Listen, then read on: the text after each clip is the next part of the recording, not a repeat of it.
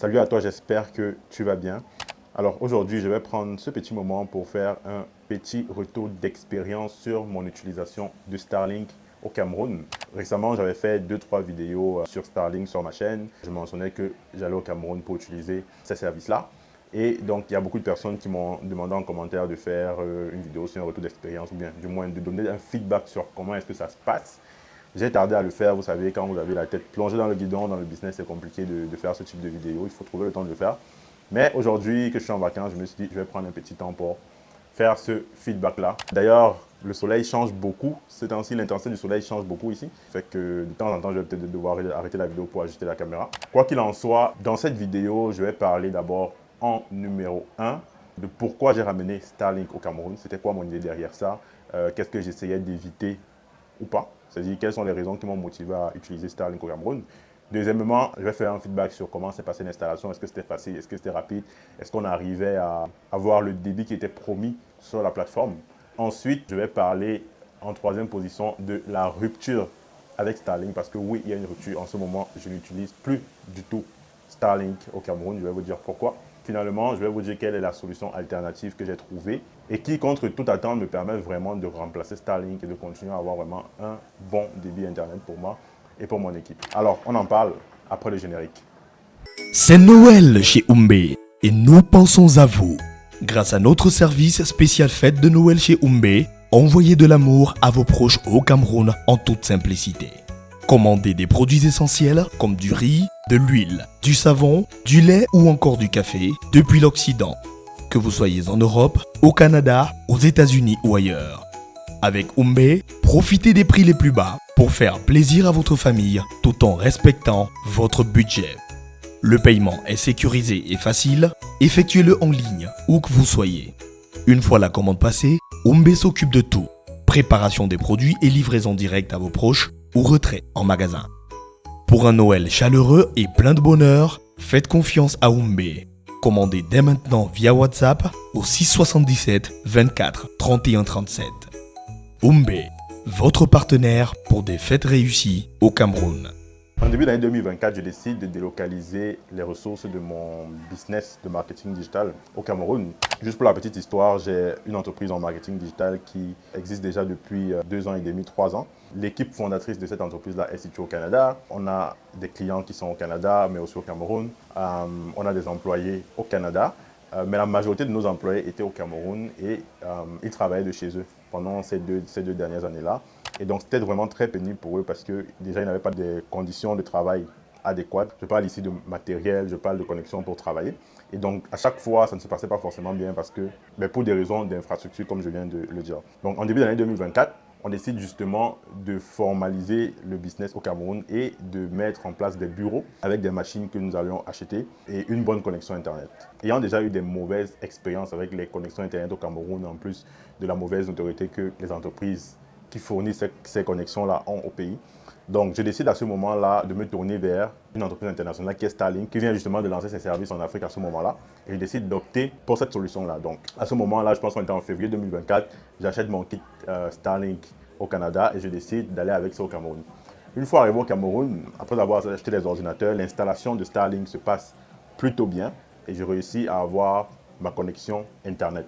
Ce qu'il faut mentionner ici, c'est qu'à ce moment-là, je suis domicilié au Canada, c'est-à-dire au niveau de Starlink, parce que pour ceux qui n'ont pas eu à utiliser Starlink, en fait, quand tu as un nouveau compte Starlink, tu ne peux enregistrer ton compte que dans un pays qui est autorisé, pour lequel Starlink a déjà formalisé son installation. Et donc, le Cameroun ne fait pas partie de ces pays-là. Et donc, tu ne pourrais pas avoir une adresse de domiciliation au Cameroun. Donc, ce qui se passe, c'est que ton adresse de domiciliation doit être dans un pays dans lequel Starlink est officiellement installé. Et par la suite, tu peux souscrire un forfait d'itinérance pour pouvoir l'utiliser justement ton satellite au Cameroun. Du moins à l'époque, c'était le cas. Et donc le forfait d'itinérance n'avait pas de limitation sur la durée. Donc c'est ce que j'ai fait, j'ai domicilié mon Starlink au Canada et par la suite, je l'utilisais au Cameroun. Ça se passait bien, très bien, jusqu'à ce qu'en avril 2024, je pense, il y a eu justement cette information comme quoi Starlink allait interdire son utilisation dans les pays dans lesquels il n'était pas officiellement installé à partir du 28 avril ou une date approximative. Et donc, pour moi, ça impliquait que la connexion Starlink, à partir du 28 avril, devait être complètement impossible pour moi, étant donné que le Cameroun ne faisait pas partie des pays où j'étais officiellement installé. Donc, on a eu ce message-là dans la presse, aussi sur la page officielle de Starlink, mais Starlink ne m'avait jamais contacté individuellement pour me faire part de ça.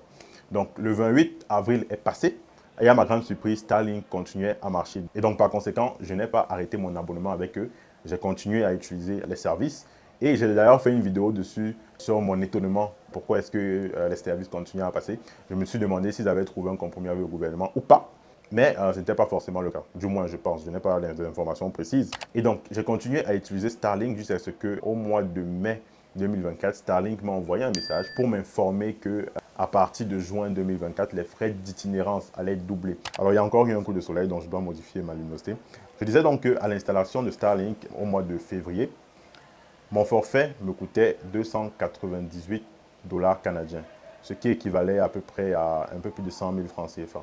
Ça me semblait assez élevé comme coût, mais finalement, je me disais que je pouvais faire avec, étant donné les recettes que j'avais avec mon business. C'était viable en fait comme plan. Alors Starlink m'annonce donc au mois de mai qu'à partir du mois de juin, mes frais d'itinérance allaient complètement changer. Donc ça allait quitter de 298 dollars à 598 dollars, ce qui équivaut à peu près à 250 000 par mois. Bien évidemment, ça me semblait assez élevé et ce n'était plus viable pour mon business. Et donc, je décide de me renseigner sur comment je peux faire pour baisser ces frais-là. Je tombe sur un article qui me propose en fait de ne plus domicilier mon Starlink au Canada, mais d'essayer de le domicilier dans un pays africain, parce que du coup, ça baisserait les frais d'itinérance. Du moins, ça réduirait quand même drastiquement les frais d'itinérance. Chose que j'ai faite et je me suis rendu compte que c'était vrai. J'ai fermé mon compte Starlink qui était au Canada et là, je l'ai domicilié pour le Kenya. Et donc, ça a donc drastiquement réduit mes frais d'itinérance qui sont passés de 598 dollars qui devaient être à partir de juin à peu près 150 dollars canadiens. Et donc, moi, j'étais tout content. Je me suis dit, oh, enfin, je vois le bout du tunnel avec cette histoire. Sauf que quelques jours après avoir changé mon compte Starlink, je reçois un message du service client qui me dit que je n'ai pas le droit d'utiliser mon antenne au Cameroun pendant plus de 2 semaines. Et donc, ils me disent qu'après 2 semaines, mon compte sera bloqué. Donc, ils m'ont informé du cas. Ils me disent que mon antenne est au Cameroun depuis des mois déjà, qu'il me reste 2 semaines d'utilisation dans un pays où Starlink n'est pas officiellement domicilié et qu'après ces 2 semaines, mon compte sera bloqué. Dans un premier temps, j'ignore le message. Je me dis peut-être que, ok, c'est la même, enfin, du moins qu'ils me le disent comme ils l'ont fait plus tôt en avril, mais que finalement, il ne serait rien. Et donc, j'attends que les 2 semaines passent. Et au bout de la 2e semaine, je pense la veille du deadline qu'ils avaient promis, ils m'envoient un autre message pour me dire que nous serons bloqués le lendemain, c'est-à-dire demain.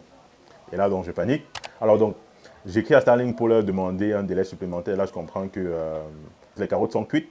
Je leur explique que voilà, je suis venu au Cameroun pour entreprendre. J'ai toute une équipe qui travaille avec cette antenne-là. J'ai besoin d'un délai supplémentaire pour trouver une solution viable. Mais Starlink est vraiment resté catégorique. Sur le coup, ils m'ont dit qu'ils ne peuvent pas déroger, du moins qu'ils ne peuvent pas entraver les régulations gouvernementales et que mon antenne sera bloquée le lendemain. Et ça a été le cas, mon antenne a été bloquée le lendemain et de ce jour-là à aujourd'hui, je n'utilise plus Starlink. Je vais quand même faire un petit feedback sur le débit que j'arrivais à avoir avec Starlink. Je pense que sur le site de Starlink, il est marqué qu'avec une antenne de Starlink, du moins celle que j'avais, on peut avoir jusqu'à 100, des fois 200 mégabits par seconde. Il faut dire que de toute l'utilisation, du moins que j'ai fait avec cette antenne-là, je n'arrivais pas à dépasser les 30 mégabits par seconde. Peut-être c'était à cause de la localisation d'où mon bureau se trouvait. Alors, je disais que je n'arrivais pas à atteindre les 30 mégabits par seconde en download et les 10 mégabits en upload. Bien évidemment, la connexion de Starlink était beaucoup plus stable, donc ce qui permettait quand même à mon équipe de travailler. Il faut dire aussi que 30 mégabits avec une stabilité acceptable, disons, c'est beaucoup mieux par rapport à ce qu'on peut avoir avec des compagnies locales. Donc, c'était quand même bien, je dirais. Mais j'étais quand même déçu de ne pas pouvoir avoir les débits qui étaient mentionnés sur le site web. Alors, quelle solution alternative j'ai trouvé pour Starlink? Parce qu'il faut dire qu'aujourd'hui, oui, mon équipe est toujours installée au Cameroun, mes bureaux fonctionnent bien. La solution alternative que j'ai trouvée, c'est Camtel. Ouais, Camtel, fibre optique. Alors, moi aussi, je suis quand même pas mal étonné par rapport à ça parce que je me disais qu'il n'y avait aucune compagnie au Cameroun qui pouvait vraiment pas forcément rivaliser avec Starlink, mais qui pouvait avoir un réseau Internet avec un débit, une certaine stabilité qui rivaliserait celle de Starlink. Sincèrement, quand je venais m'installer au Cameroun, je me suis dit, s'il n'y a pas Starlink pour pouvoir appuyer mon équipe, ou du moins mon infrastructure, je ne pensais pas que ce serait possible de faire avec une autre compagnie. Donc, quand Starlink a été bloqué, j'ai donc souscrit à un forfait Camtel forfait fibre optique, le meilleur forfait qu'ils aient. Ça coûte 60 000 et c'est 50 mégabits par seconde, du moins de promis, ce qui est mentionné sur le site web. Alors, il y a deux choses. La première chose, c'est que l'installation était supposée être faite en 5 jours. Donc, j'avais donné un congé technique à mes monteurs vidéo qu'ils reviennent dans 5 jours pour pouvoir travailler. Je dois avouer que ça n'a pas été fait en 5 jours. L'installation a pris quasiment un mois. Donc, grosse déception à ce niveau-là. Donc, j'ai eu un mois de pénalité ou bien du moins de non-travail pour mon équipe. J'ai eu certains monteurs vidéo qui ont quasiment démissionné. Parce qu'il faut dire que le marché du montage vidéo est quand même assez dynamique. Tu sais, les monteurs vidéo peuvent faire des mariages, des sons, machin et tout. Donc, quand ils ont un mois de loose comme ça, c'est sûr qu'ils sont sollicités par d'autres tâches. Donc, j'ai eu quelques démissions. Et j'ai eu à faire beaucoup de relances à Camtel. J'ai eu des numéros de certains responsables que j'ai dû appeler pour savoir pourquoi ma ligne n'était pas installée. Bon, j'avais toujours des excuses. À un certain moment, bon, apparemment, il traversait une crise à ce moment-là. Je n'ai pas eu une très bonne expérience, du moins pour l'installation de mon équipement. Mais finalement, ça a fini par être installé.